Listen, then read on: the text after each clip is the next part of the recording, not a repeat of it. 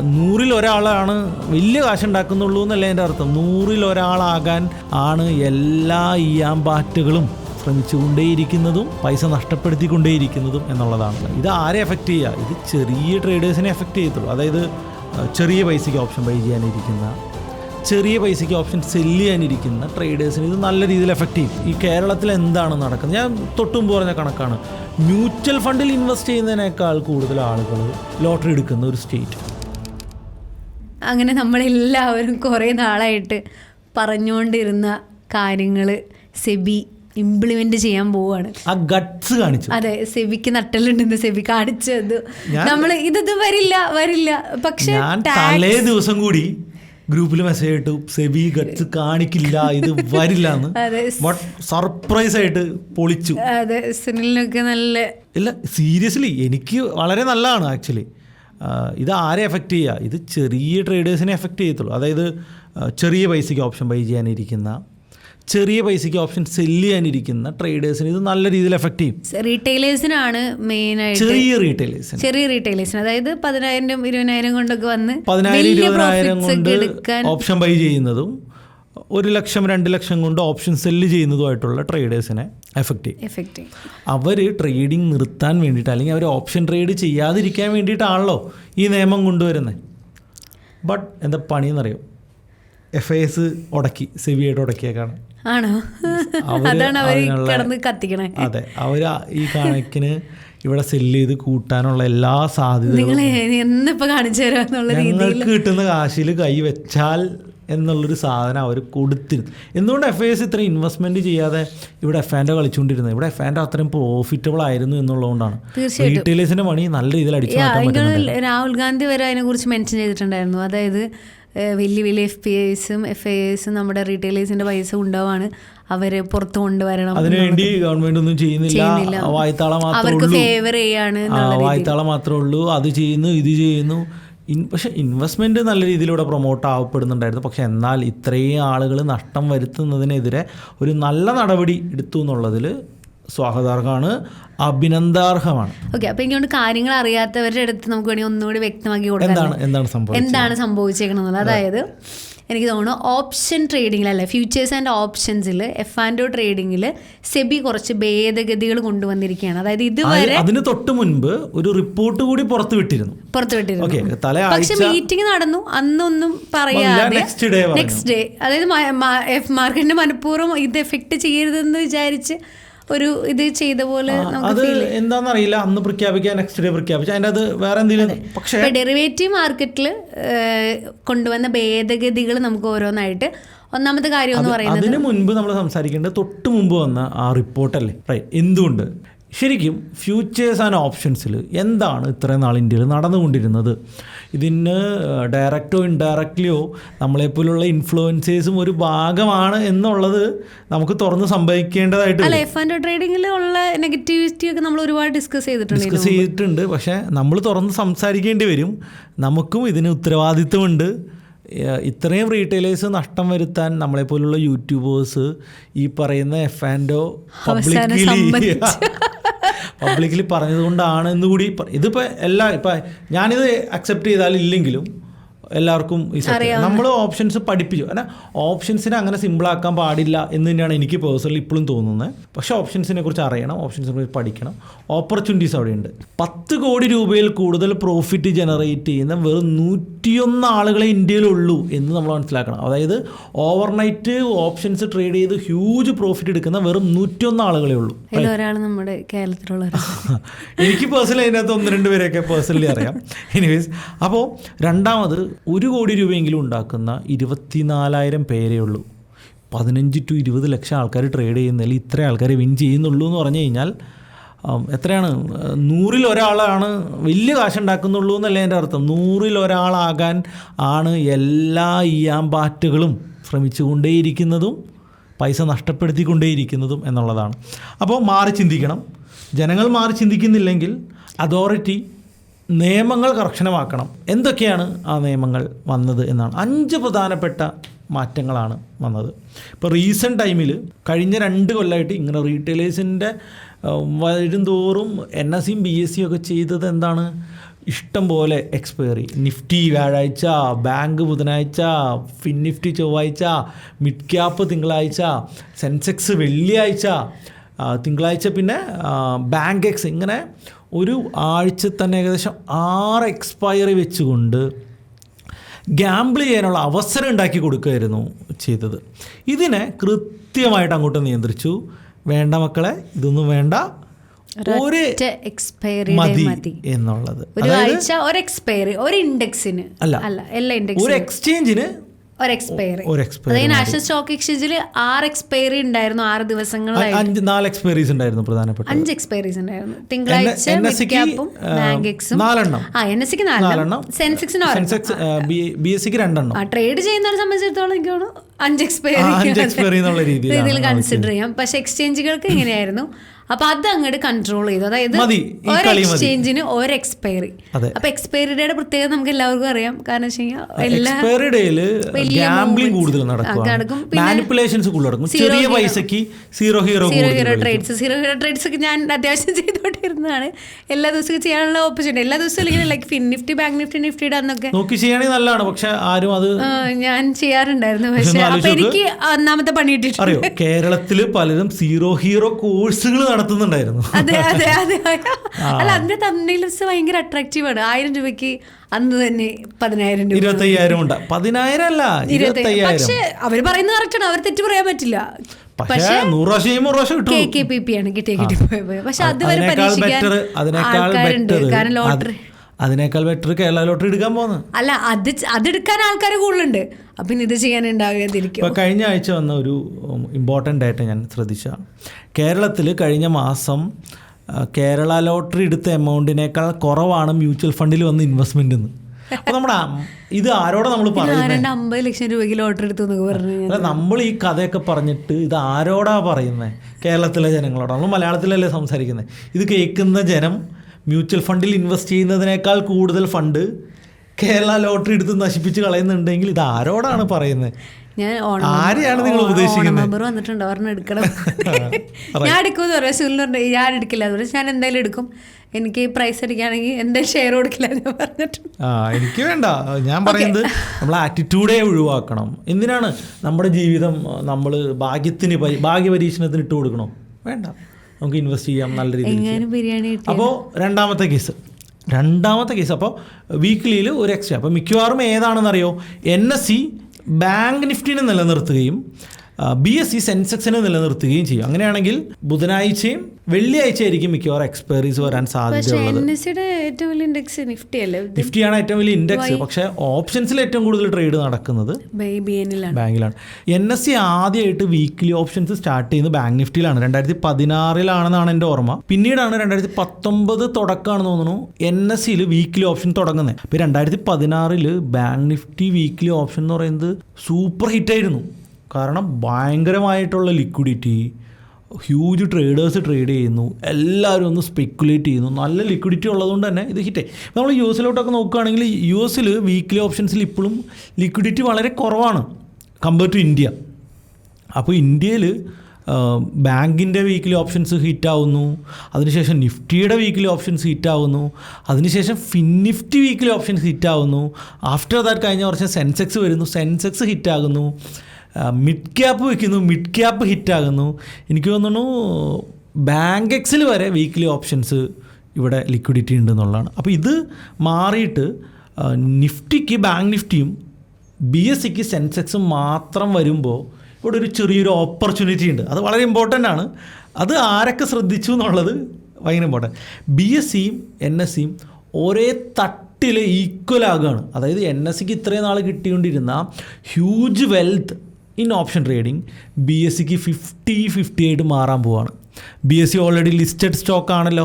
ഇന്ന് market 2% ഇടിഞ്ഞപ്പോഴും 3-4% അപ്പായിട്ടാണ് BSE നിൽക്കുന്നത്. അതായത് BSEയുടെ സ്റ്റോക്കിൽ ഇപ്പോൾ നല്ലൊരു ഓപ്പർച്യൂണിറ്റി ഉണ്ട്. അത് കണ്ടെത്തുന്നവർ നല്ല കാശുണ്ടാക്കും ഇൻവെസ്റ്റ് ചെയ്ത് കഴിഞ്ഞാൽ. അപ്പോൾ ഞാൻ പ്രതീക്ഷിക്കുന്നത് ഈ ഒരു ചേഞ്ച് വളരെ വലിയ ചേഞ്ച് ഇന്ത്യയിൽ ഉണ്ടാക്കും. ഇനി രണ്ടാമത്തെ പ്രധാനപ്പെട്ട ചേഞ്ച് എന്ന് പറയുന്നത് ലോട്ട് സൈസിലാണ്. ഇവിടെയാണ് കറക്റ്റ് കത്തി വെച്ചിരിക്കുന്നത്. അതായത് 25 ലോട്ടിലോട്ടോ 15 ലോട്ടിലോട്ടൊക്കെ ഏതൊരു 5000 രൂപ കൊണ്ടും 3000 രൂപ കൊണ്ടോ 1000 രൂപ കൊണ്ടും ഓപ്ഷൻ ബൈ ചെയ്യാൻ സാധിക്കുന്നതിൽ നിന്ന്, അല്ലെങ്കിൽ 25,000 30,000 രൂപയ്ക്ക് ഓപ്ഷൻ സെല്ല് ചെയ്യാൻ വിത്ത് ഹെഡ്ജ് സെല്ല് ചെയ്യാൻ സാധിക്കുന്നതിൽ നിന്ന് ഓപ്ഷൻ ബൈ ചെയ്യാൻ മിനിമം ഒരു 20,000 അതായത് 5 ലക്ഷം രൂപയാണ് ഒരു ഫ്യൂച്ചറിൻ്റെ കോൺട്രാക്റ്റ് എന്നുള്ളത് 3 ടൈംസ് ആയിട്ട് കൂട്ടി, അതായത് 15 ലക്ഷമായിട്ട് കൂട്ടി. അപ്പോൾ ഈ കൂട്ടുമെന്ന് പറഞ്ഞാൽ എന്താണ്, 25 ഉണ്ടായിരുന്ന നിഫ്റ്റിയുടെ ലോട്ട് സൈസ് ഒരു 60 to 75 ഭാഗത്തോട്ട് മാറുകയും ബാങ്ക് നിഫ്റ്റി 15 എന്നുള്ളത് ഒരു 45 മാറുകയും ചെയ്യും. അപ്പോൾ അതനുസരിച്ച് പിന്നെ മുറിച്ച് മേടിക്കാൻ പറ്റില്ലല്ലോ, ലോട്ട് സൈസ് ഫുള്ളായിട്ട് മേടിക്കണമല്ലോ. അപ്പോൾ അതുകൊണ്ട് തന്നെ ചെറിയ ഓപ്ഷൻ ബയേഴ്സിന് കൂടുതൽ ക്യാഷ് വെച്ച് ചെയ്യേണ്ടതായിട്ട് വരും. അല്ലെങ്കിൽ അവരെങ്ങോട്ട് പോവും, ഇക്വിറ്റി ഇൻട്രാഡേയിലോട്ട് പോവും. ചെറിയ ഓപ്ഷൻ സെല്ലേഴ്സിന് ഈ 1 ലക്ഷത്തിനും 2 ലക്ഷത്തിനൊക്കെ ഓപ്ഷൻ സെല്ല് ചെയ്യുന്ന ആളുകൾക്ക് ഓപ്ഷൻ സെല്ല് ചെയ്യണമെങ്കിൽ കൂടുതൽ ഒരു 5 ലക്ഷം രൂപയെങ്കിലും ഉണ്ടെങ്കിൽ മാത്രമാണ് കൃത്യമായിട്ട് മണി മാനേജ്മെൻറ്റ് ചെയ്ത് ചെയ്യാൻ പറ്റുന്ന ഒരവസ്ഥയിലോട്ട് മാറും. അപ്പോൾ ഈ 2 കാറ്റഗറി ആളുകൾ ആണ് 90% ട്രേഡ് ചെയ്യുന്നത്, ഓപ്ഷൻ ട്രേഡ് ചെയ്യുന്നത്. അപ്പോൾ ഇവരാണ് മാർക്കറ്റിൽ നിന്ന് പോവുക, ഇവരാണ് ഏറ്റവും കൂടുതൽ ലോസ് മേക്ക് ചെയ്യുന്നത്. അപ്പോൾ ഈ വലിയ ലോസ് മേക്ക് ചെയ്യുന്നതിൻ്റെ ഭൂരിപക്ഷം ആളുകളും മാറി നിൽക്കാനുള്ള ഒരു സാധ്യതയുണ്ട്. ഇത് ഏറ്റവും ഇമ്പോർട്ടൻ്റ് ആയിട്ടുള്ള കാര്യം, ഈ 1 ലക്ഷം 2 ലക്ഷം രൂപയ്ക്ക് ട്രേഡ് ചെയ്യുന്ന ആൾക്കാർ ചിലപ്പോൾ ഓപ്ഷൻ ബൈ ചെയ്യാനായിട്ട് ശ്രമിക്കും. ഇങ്ങനെ അവർ ഓപ്ഷൻ ബൈ ചെയ്യാൻ ശ്രമിച്ചാൽ പ്രീമിയം കൂടാനായിട്ടുള്ള സാധ്യതയുണ്ട്. ഓപ്ഷൻസിൻ്റെ പ്രീമിയം കൂടും, വിക്സ് കൂടും. വലിയ സ്പൈക്കുകൾ ഉണ്ടാവില്ല എങ്കിലും ഈ ഈയാമ്പാറ്റ ട്രേഡേഴ്സ്, അതായത് ഈ കുഞ്ഞ് ട്രേഡേഴ്സിനെ നമ്മളങ്ങനെ ഒരു വാക്ക് ഉപയോഗിച്ചുകൊണ്ട് അതൊരു നെഗറ്റീവ് സെൻസിലല്ല കേട്ടോ ഞാൻ പറഞ്ഞത്. എന്തുകൊണ്ടാണെന്ന് വെച്ച് കഴിഞ്ഞാൽ ഈ കുഞ്ഞ് ട്രേഡേഴ്സിനെ പുറത്താക്കാൻ വേണ്ടിയിട്ട് ഷേക്ക് ഔട്ട് ക്യാൻഡിൽസ് ഭയങ്കര കൂടുതലായിരുന്നു നിഫ്റ്റി, ബാങ്ക് നിഫ്റ്റി, പ്രത്യേകിച്ച് സെൻസെക്സിലൊക്കെ. അപ്പോൾ അത്തരത്തിലുള്ള ക്യാൻഡിലുകൾ നമ്മൾ കുറയുകയും കുറച്ചുകൂടിയും ഡീസൻ്റായിട്ട് ട്രേഡ് ചെയ്യുന്ന ട്രെൻഡുകൾ മാർക്കറ്റിൽ വരികയൊക്കെ ചെയ്യും. പ്രത്യേകിച്ച് ഈ ആൽഗോ ട്രേഡ്സ് ചിലപ്പോൾ ഇനിയും കൂടാനുള്ള സാധ്യത മുൻകൂട്ടി കണ്ടുകൊണ്ട് ഒരു അടിപൊളി നിയമം കൂടി ഇതിൻ്റെ അകത്ത്, ഇത് അതാരും അധികം ചർച്ച ചെയ്യുന്നത് ഞാൻ കണ്ടിട്ടില്ല, അങ്ങനെ ഒരു കാര്യം കൂടി ചെയ്തിട്ടുണ്ട്. ഈ ആൽഗോ ട്രേഡിനെ നിയന്ത്രിക്കാനായിട്ട് മാർജിൻസിനേക്കാൾ കൂടുതൽ ട്രാൻസാക്ഷൻ ചാർജസ്, ട്രാൻസാക്ഷൻ കോസ്റ്റ് ചെറുതായിട്ട് ഇൻക്രീസ് ചെയ്തിട്ടുണ്ട്. ഇത് ഹൈ ഫ്രീക്വൻസി ട്രേഡ്സിന് സസ്റ്റെയിൻ ചെയ്യാൻ പറ്റാത്ത അവസ്ഥയിലോട്ട് വരും. ഈ 20 പൈസ 30 പൈസയൊക്കെ ലാഭം എടുക്കുന്ന ടൈപ്പ് ഓഫ് ഹൈ ഫ്രീക്വൻസിയിൽ അവർക്ക് നിൽക്കാൻ പറ്റത്തില്ല. പിന്നെ ഒരുവിധം ലാർജ് പൊസിഷൻസ് എടുക്കുന്നതിലൊക്കെ കുറേ കൺട്രോൾ വരുത്തിയിട്ടുണ്ട്. ഞാൻ പറഞ്ഞത് ഒരു നിയമം കൂടി ഞാൻ പ്രതീക്ഷിച്ചിട്ടുണ്ടായിരുന്നു, ഈ മാർക്കറ്റ് ഓർഡേഴ്സ്, ഒരു റേഞ്ച് വിട്ടിട്ടുള്ള ലിമിറ്റ് ഓർഡേഴ്സ്, ഇതെല്ലാം ഒന്ന് കൺട്രോൾ ചെയ്തിരുന്നുവെങ്കിൽ കുറച്ചുകൂടി മാർക്കറ്റിന് അത് സ്റ്റെബിലിറ്റി തന്നേനെ.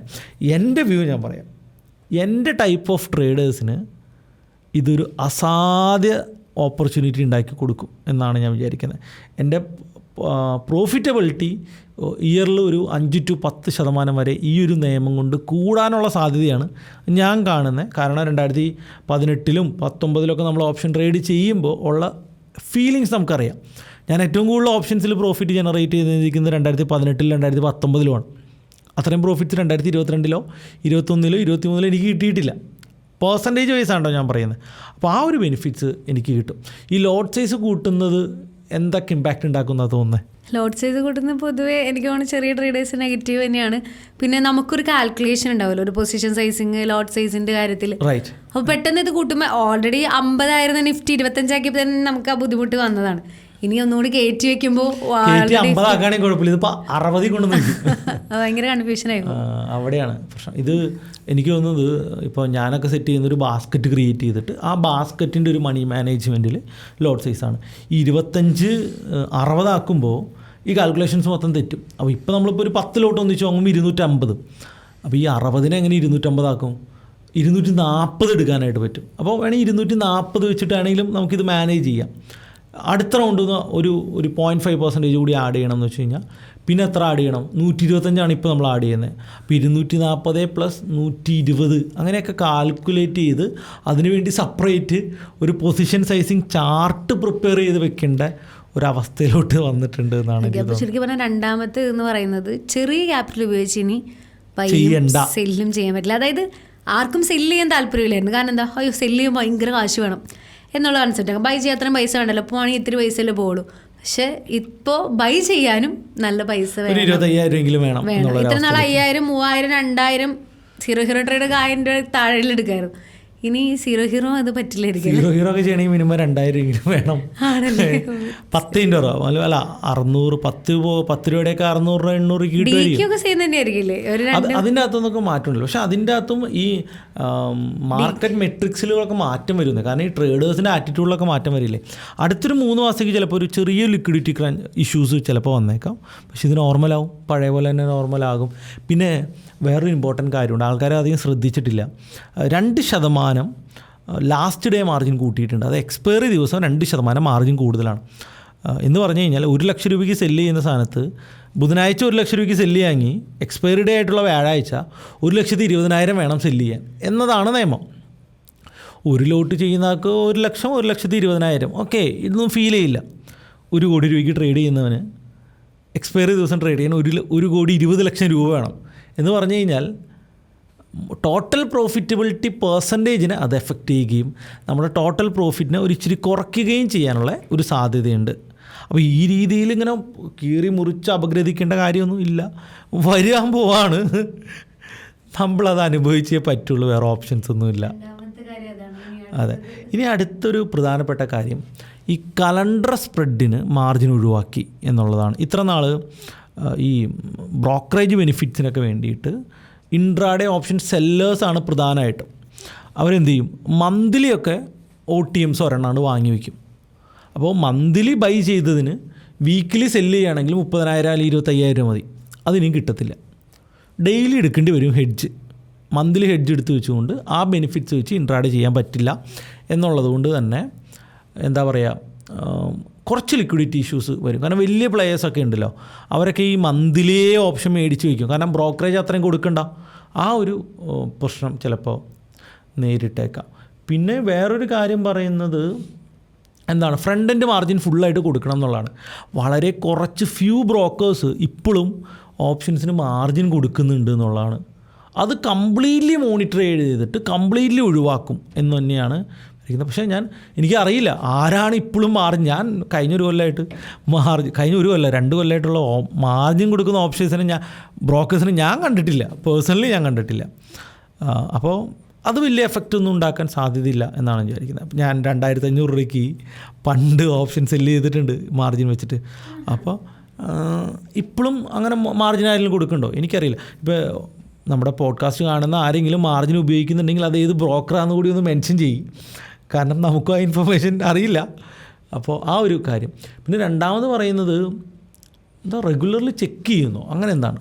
അപ്പോൾ അതൊക്കെ അവർ ചെയ്യുന്നൊരു വീണ്ടും ഒരു വാണിംഗ് പോലെ എടുത്ത് പറഞ്ഞു എന്ന് തന്നെയാണ് എനിക്ക് പേഴ്സണലി തോന്നിയിരിക്കുന്നത്. അല്ലാതെ അതിൻ്റെ അകത്തൊരു പുതിയ കാര്യമായിട്ടൊന്നും എനിക്ക് പ്രത്യേകിച്ച് ചെയ്തിട്ടില്ല. പിന്നെ കുറച്ച് കാര്യം പറഞ്ഞിരിക്കുന്നത് എഡ്യൂക്കേഷണൽ ഐഡിയാസ്, അതായത് ഈ പറയുന്ന എക്സ്ചേഞ്ചുകളോട് കൂടുതലായിട്ട് എഡ്യൂക്കേഷൻ പ്രൊവൈഡ് ചെയ്യാനായിട്ട് പറഞ്ഞിട്ടുണ്ട് എന്നുള്ളത് തന്നെയാണ്. പിന്നെ ഇത്രയൊക്കെയാണ് പ്രധാനമായിട്ടുള്ള ഒരു മേജർ കാര്യം എന്ന് പറയുന്നത്. ബേസിക്കലി ഇത് റീറ്റെയിൽ ട്രേഡേഴ്സിനെ സപ്പോർട്ട് ചെയ്യാനാണ്, ഉപദ്രവിക്കാനല്ല. It is a positive news. നിഫ്റ്റിക്കും ബാങ്ക് നിഫ്റ്റിക്കും സ്റ്റോക്കുകൾക്കും ഇത് കൂടുതൽ നല്ലതാണ്. പക്ഷേ എനിക്ക് ഒരു കൺസേൺ ഉണ്ട്. എന്താണെന്നറിയോ, major weekly expiry bank Nifty ആക്കുകയാണെന്ന് വിചാരിക്കും. ബാങ്ക് നിഫ്റ്റിയിൽ ആകെ ഒരു 12-13 സ്റ്റോക്കേ ഉള്ളൂ. ഇതിനെ മാനിപ്പുലേറ്റ് ചെയ്യാൻ കുറച്ചുകൂടി എളുപ്പമല്ലേ bank Nifty compare to Nifty. Bank നിഫ്റ്റിനെ മാനിപ്പുലേറ്റ് ചെയ്യാൻ പറ്റും.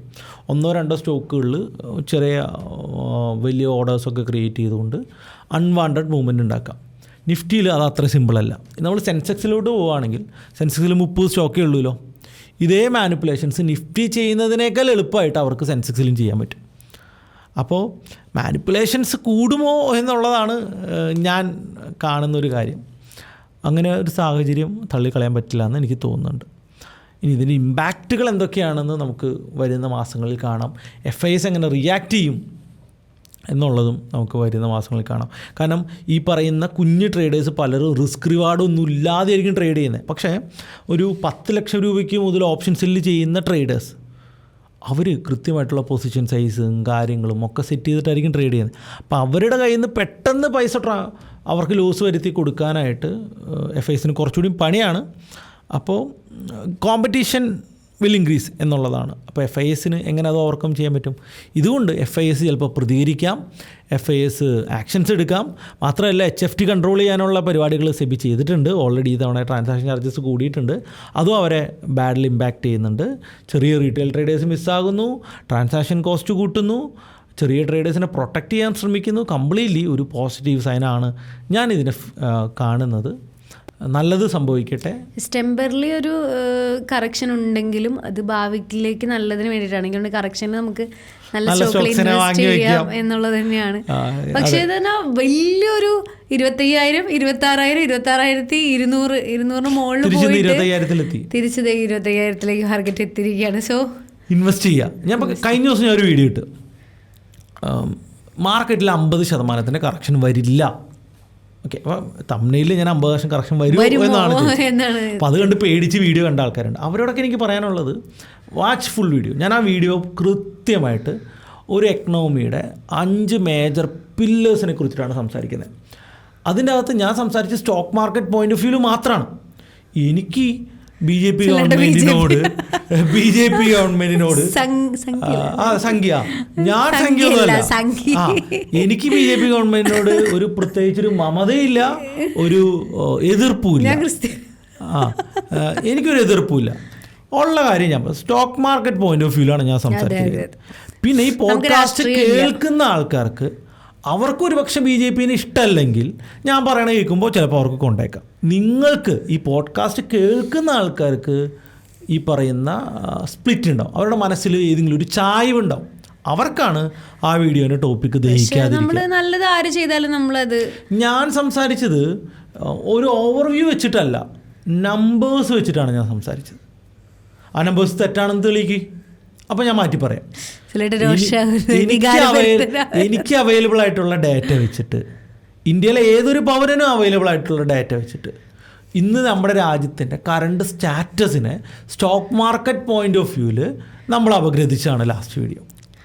അത് അക്സെപ്റ്റ് ചെയ്യാൻ പറ്റാത്തവർ എങ്ങനെയാണ് സ്റ്റോക്ക് മാർക്കറ്റിൽ ട്രേഡ് ചെയ്യുക? എങ്കിൽ ഇപ്പോഴത്തെ ഗവൺമെൻറ്റിന് വിശ്വാസമില്ല, ഗവൺമെൻറ് എല്ലാം നശിപ്പിക്കുകയാണ്, ഈ പറയുന്ന കണക്കുകളൊന്നും ശരിയല്ല എന്ന് തോന്നുകയാണെങ്കിൽ നിങ്ങളാരും സ്റ്റോക്ക് ഹോൾഡ് ചെയ്യണ്ടെന്നേ. അതല്ല അവരാദ്യം ചെയ്യേണ്ടത്. ഇവർ മ്യൂച്വൽ ഫണ്ടിൽ ഇൻവെസ്റ്റ് ചെയ്യും, സ്റ്റോക്ക് മേടിക്കും, എന്നിട്ട് പറയേണ്ട ഫിഗേഴ്സ് പറയുമ്പോൾ സമ്മതിക്കില്ല, നെഗറ്റീവ് കമൻറ്റ്സ് ഇടുകയാണെങ്കിൽ എങ്ങനെ നമ്മളത് പറയാം? അതാണ് കാര്യം. നെഗറ്റിവിറ്റി നല്ലതാണല്ലേ, നമുക്ക് അവരുടെ അഭിപ്രായങ്ങൾ അറിയാം എന്നുള്ളത് ഉറപ്പാണ്. അവരുടെ അഭിപ്രായങ്ങൾ അറിയാം, നല്ലതാണ്. അതിനെ ഫിഗേഴ്സിൽ സംസാരിക്കും, നമ്മളല്ലാതെ ഇമോഷണലി സംസാരിച്ചിട്ടോ രാഷ്ട്രീയപരമായിട്ടോ കണ്ടിട്ട് വളച്ചൊടിക്കേണ്ട ആവശ്യമില്ലെന്ന് തന്നെയാണ് സുള്ളു പറയുന്നത്. അത് കറക്റ്റായിട്ടുള്ള ഡാറ്റ വെച്ചിട്ട് തന്നെയാണ്. അപ്പോൾ അതിനെ അങ്ങനെ കാണാം, അല്ലാതെ ഞങ്ങൾക്ക് വേറെ ഒരു പാർട്ടിയോട് ഒരു രീതിയിലുള്ള അല്ല, നമുക്ക് ഇപ്പോഴത്തെ ഗ്രോത്ത് തന്നെ കണ്ടാൽ തന്നെ നമുക്ക് അറിയാം എന്നുള്ളത്. ഞാൻ പറയുന്നത് ഇപ്പോൾ UPA ഭരിക്കുമ്പോഴും രാജ്യത്തിന് ഗ്രോത്ത് ഉണ്ട്, NDA ഭരിക്കുമ്പോഴും രാജ്യത്തിന് ഗ്രോത്ത് ഉണ്ട്. ഇതൊക്കെ മാറി ഇനി പുതിയൊരു പാർട്ടി ഭരിച്ചാൽ അവർ സ്റ്റേബിളായിട്ട് ഭരിക്കുകയാണെങ്കിൽ നമ്മൾ അപ്പോഴും പറയും രാജ്യം ഗ്രോ ചെയ്യുകയാണ്, ഇന്ന ഫാക്ടേഴ്സ് നല്ലതാണ്. അല്ലെ 89-ലെയും 91-ലെയൊക്കെ അവസ്ഥ പോലെ അല്ലല്ലോ നമ്മുടെ രാജ്യം. 89-ലൊക്കെ നമുക്ക് ഗോൾഡ് കൊണ്ടേ പണയം വെക്കേണ്ടതായിട്ട് വന്നു. എന്തിനാ? നിത്യദിന ചിലവുകൾക്ക് വേണ്ടിയിട്ട് നമുക്ക് ഇന്ത്യൻ ഗോൾഡ്, റിസർവ് ബാങ്കിലിരിക്കുന്ന ഗോൾഡ് നമുക്ക് UK കൊണ്ടേ പണയം വെക്കേണ്ടി വന്നു. അവിടെ പണയം വെച്ച ഗോൾഡ് അവിടെ തന്നെ സൂക്ഷിച്ച് അത് തിരിച്ചെടുത്ത് തിരിച്ച് ഇന്ത്യയെ കൊണ്ടുവന്ന് തിരിച്ചു വെച്ച് ഈ ഗവൺമെൻറ്. ഒന്ന് ആലോചിച്ച് നോക്ക്. ഇനി അതും കൂടി പറ.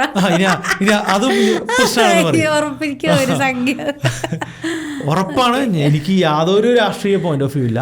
ഇനി ഉണ്ടെങ്കിൽ തന്നെ അത് ഇടതുപക്ഷമാണ്. ഞാൻ മുൻ എന്താ പറയുക, എപ്പോഴൊക്കെയോ ഞാൻ ഒരു പാർട്ടി മെമ്പർ കൂടിയായിരുന്നു. അപ്പോൾ ഞാനൊരു തീവ്ര ഇടതുപക്ഷക്കാരനായിട്ട് ചിന്തിക്കേണ്ട വ്യക്തിയാണ്. അപ്പോൾ ഞാൻ പോയിട്ട് BJPനെ പൊക്കി പറയുന്നതല്ല, ഞാൻ ഫിഗേഴ്സിലാണ്, ഫാക്ട്സിലാണ് ഞാൻ സംസാരിക്കുന്നത്. ഫിഗേഴ്സ് വെച്ചിട്ട് മാത്രമാണ് ഞാൻ സംസാരിക്കുന്നത്. ഞാൻ പറഞ്ഞ ഫിഗേഴ്സിൽ എന്തെങ്കിലും നമ്പറിൽ തെറ്റുണ്ടായിരുന്നു എന്ന് നിങ്ങൾ കാണുകയാണെങ്കിൽ കമൻറ്റ് ചെയ്യും, അതിൽ ചർച്ച ചെയ്യാം. തീർച്ചയായിട്ടും. അപ്പോൾ നെഗറ്റീവ് അങ്ങനത്തെ ഒരു ഇത് ആർക്കെങ്കിലും തോന്നിയിട്ടുണ്ടെങ്കിൽ, പക്ഷെ അങ്ങനെയല്ല, ഇതാണ് യാഥാർത്ഥ്യം എന്നുള്ളതാണ്. അപ്പോൾ നമ്മൾ അക്സെപ്റ്റ് ചെയ്യാൻ ശ്രമിക്കാം. ബാക്കിയൊക്കെ അല്ലാതെ ഇങ്ങനെയും കാണാം. ഓക്കെ, ഞാൻ സാധാരണക്കാരുടെ പോയിന്റ് ഓഫ് വ്യൂവിലല്ല, ഞാൻ സാധാരണക്കാരുടെ പോയിന്റ് ഓഫ് വ്യൂവിലല്ല സംസാരിച്ചത്, ഞാൻ സ്റ്റോക്ക് മാർക്കറ്റ് പോയിന്റ് ഓഫ് വ്യൂവിലാണ് സംസാരിച്ചത്. അതിലാണല്ലോ നമ്മൾ ചാനൽ ചെയ്യുന്നത്. സാധാരണക്കാരുടെ പോയിന്റ് ഓഫ് വ്യൂവിലൊക്കെ ഇവിടെ ഇന്ത്യയിൽ പട്ടിണിയില്ല, ഇന്ന കാര്യങ്ങളില്ല, ഇങ്ങനൊരു പോയിന്റ് ഓഫ് വ്യൂവിൽ ഉള്ള ചർച്ചയല്ലല്ലോ നമ്മൾ നടത്താറ്, അല്ലെങ്കിൽ അങ്ങനത്തെ ഒരു വീഡിയോ അല്ലല്ലോ നമ്മൾ നടത്താറ്. നമ്മളെന്താ നടത്തുന്നത്? സ്റ്റോക്ക് മാർക്കറ്റിൽ എന്ത് മാറ്റമുണ്ട്? സ്റ്റോക്ക് മാർക്കറ്റിൽ 50% കറക്ഷൻ വരാനുള്ള സാധ്യതയുണ്ടോ? This is our discussion point. അതുകൊണ്ടാണ് നമ്മളങ്ങനെ സംസാരിക്കുന്നത്. അല്ലാതെ ഒരിക്കലും സാധാരണക്കാരൻ്റെ പക്ഷത്ത് നിന്ന് ചിന്തിക്കാത്തത് കൊണ്ടൊന്നുമല്ല. നമ്മൾ സാധാരണക്കാരുടെ പക്ഷത്താണ് എപ്പോഴും, സാധാരണക്കാരൻ്റെ പക്ഷത്താണ് നമ്മൾ എപ്പോഴും സംസാരിക്കുന്നത്. പക്ഷേ ഇവിടെ നമ്മൾ വീഡിയോ ചെയ്യുന്നത് stock market point of view ആണ്. മാർക്കറ്റ് ഫിഗേഴ്സ് അവരോട് പറഞ്ഞിട്ട് കാര്യമില്ലല്ലോ. നമ്മൾ സാധാരണക്കാരുടെ എന്ന് പറയുമ്പോൾ കുറച്ചും കൂടി അവരുടെ ബേസിക് ആയിട്ടുള്ള കാര്യങ്ങളെ കുറിച്ചൊക്കെയാണ്. അതൊന്നല്ല നമ്മുടെ ചാനൽ. ആലോചിച്ച് നോക്കൂ, നിങ്ങൾ ഈ കഥ പറയുന്ന ആൾക്കാർ ഈ കേരളത്തിൽ എന്താണ് നടക്കുന്നത്? ഞാൻ തൊട്ടും പറഞ്ഞ കണക്കാണ്. മ്യൂച്വൽ ഫണ്ടിൽ ഇൻവെസ്റ്റ് ചെയ്യുന്നതിനേക്കാൾ കൂടുതൽ ആളുകൾ ലോട്ടറി എടുക്കുന്ന ഒരു സ്റ്റേറ്റ് സാധാരണക്കാരുടെ. ഇവരെന്താണ് കച്ചവടം ചെയ്യുന്നത്? ലോട്ടറി കച്ചവടം ചെയ്യുന്നു എന്നുള്ളതല്ല, ആ ജനത്തിന്റെ പേഴ്സ്പെക്റ്റീവ് എന്താണെന്നുള്ളതാണ്. അല്ല, സാധാരണക്കാർക്ക് വേറെ വഴിയില്ല. അവർക്ക് എന്തെങ്കിലും സ്റ്റോക്ക് മാർക്കറ്റിൽ എന്ത് വഴിയില്ല എന്ന് പറയുന്നത്? അങ്ങനെയാണോ സംസാരിക്കേണ്ടത്? അങ്ങനെയല്ല. ഒന്ന് ആലോചിച്ച് നോക്കുക, ആ പേഴ്സ്പെക്റ്റീവിലല്ലേ പ്രശ്നം. നിങ്ങളൊന്ന് ഒരു മാസം കേരളത്തിലെ ആളുകൾ ഭാഗ്യം പരീക്ഷിക്കുകയാണ്. എന്തിനാണ്? ജീവിതം രക്ഷപ്പെടാനായിട്ട് ഭാഗ്യം പരീക്ഷിക്കുന്നത്. ഈ സാധാരണക്കാരാണല്ലോ ഈ ലോട്ടറി എടുക്കുന്നത്. ഈ ലോട്ടറി എടുക്കുന്ന പൈസയ്ക്ക് നിങ്ങളൊരു മെഡിക്കൽ ക്ലെയിം എടുക്കൂ. അപ്പോൾ പറയും നിങ്ങൾക്ക് അവിടെ ഇരുന്ന് പറഞ്ഞാൽ മതി. ഈ സാധാരണക്കാരെ ലോട്ടറി എടുക്കുന്ന 10 ബമ്പർ എടുക്കുന്ന പൈസ മതി ഇവിടെ ഒരു മെഡിക്കൽ ക്ലെയിം എടുക്കാനായിട്ട്. എത്ര ബമ്പർ, എത്ര ഓണം ബമ്പർ, പൂജ ബമ്പർ, പിന്നെന്താ ക്രിസ്മസ് ബമ്പറോ, ന്യൂ ഇയർ ആൻഡ് ക്രിസ്മസ് 500 രൂപയോ? ഗവൺമെൻറ് എന്താണ് വിൽക്കാൻ ശ്രമിക്കുന്നത്? എനിക്കറിയില്ല. ആളുകളെ ഭാഗ്യത്തിൽ ഫ്യൂച്ചറിൽ, അതായത് ഫ്യൂച്ചർ നന്നാവാൻ ഭാഗ്യത്തിൽ നിങ്ങൾ ബെറ്റ് ചെയ്യൂ എന്നല്ലേ പറയുന്നത്. ഈ F&O നിയന്ത്രിച്ച, നമ്മളിന്ന് സംസാരിച്ച F&O സെബി നിയന്ത്രിച്ചതുപോലെ തന്നെ നിയന്ത്രിക്കേണ്ടതല്ലേ ലോട്ടറി? വർഷം 1 ലക്ഷം രൂപ വരുമാനം ഇല്ലാത്ത ആരും ലോട്ടറി വാങ്ങാൻ പാടില്ല എന്നുള്ള നിയമം കൊണ്ടുവരണം എന്നാണ് ഞാൻ പറയണത്. അല്ല, കുറെയൊക്കെ നിരോധിച്ചില്ലേ മറ്റേ സിക്കിം? അതെന്തുകൊണ്ടാ? ഞങ്ങൾ ഒറ്റയ്ക്ക് കച്ചവടം നടത്തി, കുറേ പുറത്തുനിന്ന് ആരും വന്ന് കച്ചവടം നടത്തണ്ടെന്നല്ലേ? അത്രയല്ലേ ഉള്ളൂ. അപ്പോൾ പറഞ്ഞ കൂട്ടത്തിൽ പറഞ്ഞതാണ്, നിങ്ങൾ ഫാക്ട്സിൽ ചിന്തിക്കുക, നമ്പേഴ്സിൽ ചിന്തിക്കുക, എന്നിട്ട് സംസാരിക്കുക. അപ്പോൾ സെബിക്ക് എല്ലാവിധ ഭാവങ്ങളും. അതെ, ഇങ്ങനെ സെബിയുടെ ഭേദഗതി പോസിറ്റീവായിട്ട് നെഗറ്റീവായിട്ട് നമ്മൾ എഫക്റ്റ് ചെയ്യും. അത് നല്ല പ്രൊഫഷണൽ ട്രേഡേഴ്സിന് വളരെ ഫേവറബിൾ ആണ്. റീറ്റെയിൽ ട്രേഡേഴ്സിന് പണിയെന്നല്ല, അവർ കുറച്ചുകൂടി കൺട്രോൾഡ് ആവാനും. പ്രൊഫഷണൽ റീറ്റെയിൽ അൺപ്രൊഫഷണൽ, അതായത് ഇവിടെയും ഭാഗ്യം പരീക്ഷിക്കുന്ന ആൾക്കാർ. റീറ്റെയിലേഴ്സ് പറയാൻ പറ്റില്ല. അതായത് റിസ്ക് റിവാർഡ് ഇല്ലാതെ, ചെറിയ ഐഡിയാസ് ഒന്നും ഇല്ലാതെ കിട്ടി പോയ ടൈപ്പ് ഓഫ് റീറ്റെയിൽ ട്രേഡേഴ്സിന് കുറയ്ക്കാൻ വേണ്ടിയിട്ടാണ്. അതെ, ഗാംബ്ലിംഗ് നടത്തുന്ന ട്രേഡേഴ്സ് എന്ന് വേണമെങ്കിൽ നമുക്ക് പറയാം. അപ്പോൾ അവരെ ഒന്ന് കൺട്രോൾ ചെയ്യുന്നത് നല്ലതാണ്, പോസിറ്റീവാണ്. ഇങ്ങനെയുള്ള ഭേദഗതി കൊണ്ടുവരുന്നത് നല്ലത് തന്നെയാണ്. അപ്പോൾ ആദ്യം അവർ നെഗറ്റിവിറ്റി ഉണ്ടായെങ്കിലും പിന്നീട് നല്ല രീതിയിൽ നല്ലതാകും. അപ്പോൾ നല്ല ഇൻവെസ്റ്റ്മെന്റ്, ഈ പറയുന്ന ഓപ്ഷൻ ട്രേഡ് ചെയ്യാതെ നല്ല സ്റ്റോക്കുകളിൽ ഇൻവെസ്റ്റ് ചെയ്ത് സുഖമായിട്ട് നല്ല ട്രേഡേഴ്സ് നമുക്ക് വാർത്തെടുക്കാൻ പറ്റും. അതുപോലെ തന്നെ ഒരുപാട് ഫുൾ ടൈം കാശ് കത്തിച്ച് കളയുന്നവരൊക്കെ നമുക്ക് ഇതിൽ നിന്ന് പറഞ്ഞു വിടാൻ പറ്റും എന്നുള്ളതൊക്കെ പോസിറ്റീവായിട്ടുള്ള കാര്യങ്ങൾ തന്നെയാണ്. അപ്പോൾ അതിനെ പോസിറ്റീവായിട്ട് എടുക്കാം. ഒന്നുമില്ല, ആ ടാക്സിന്റെ ഇത് കൊണ്ടുവന്നില്ല. ഞാൻ പറയുന്നൊരു പേഴ്സണൽ കാര്യമുണ്ട്. മിനിമം 10 ലക്ഷം ക്യാപിറ്റൽ ഏതാ ഓപ്ഷൻസിൽ തുടരുത്. മറ്റേ നീ ആ 10 ലക്ഷം നീ ചെയ്താൽ മതിടാ, ആ സാധനം സെബിക്ക് പറയാൻ പറ്റും. ആ ചേഞ്ച് ഉണ്ടാവണം. പക്ഷെ നല്ലതാണ് സെബി ഇങ്ങനെ ഒരു ഇത് എടുത്തത് നമുക്ക് വേണ്ടിയിട്ടാണ്, അതായത് റീറ്റെയിൽ ട്രേഡേഴ്സിന് വേണ്ടിയിട്ടാണ്. നിങ്ങളുടെ കാശ് നിങ്ങൾ സേവ് ചെയ്യാൻ വേണ്ടിയിട്ടാണ്. അപ്പോൾ തീർച്ചയായിട്ടും അതിനെ സ്വാഗതം ചെയ്യുന്നു നമ്മൾ. അപ്പോൾ എനിക്ക് തോന്നുന്നു ബാക്കി നിങ്ങളുടെ അഭിപ്രായങ്ങൾ തീർച്ചയായിട്ടും നിങ്ങളുടെ കമൻറ്റിൽ ഇടുക. നല്ലതാണോ ചീത്തയാണോ? ഓക്കെ, അപ്പോൾ നിങ്ങൾ തീർച്ചയായിട്ടും കമൻറ്റായിട്ട് തന്നെ രേഖപ്പെടുത്താം. ആൻഡ് നിങ്ങളത് എങ്ങനെ ബാധിക്കും എന്നുള്ളത്. എനിക്ക് തോന്നുന്നു ഓൾമോസ്റ്റ് കാശ് കൂട്ടും എന്ന് പറയുമ്പോൾ എല്ലാവർക്കും നെഗറ്റീവാണ് അല്ലേ?